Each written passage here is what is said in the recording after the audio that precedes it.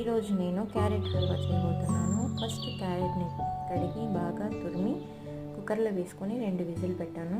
తర్వాత బెల్లం వేసి ఇలా వేసాను. తర్వాత బెల్లం కరిగిన తర్వాత బెల్లం ఉడికి చాలా దగ్గర అయ్యేంత వరకు ఇది చాలా ఉడకనివ్వాలి. ఇక్కడ చూడండి ఫ్రెండ్స్, క్యారెట్ అంతా బెల్లం కరిగి చాలా దగ్గరికి అయ్యింది.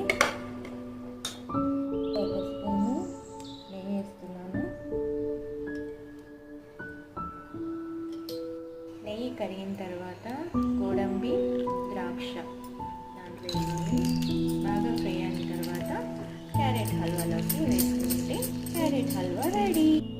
క్యారెట్ హల్వాలోకి ఫ్రై చేసుకుని జీడిపప్పు, ద్రాక్ష ఇందులో వేసుకొని కలుపుకోండి. క్యారెట్ హల్వా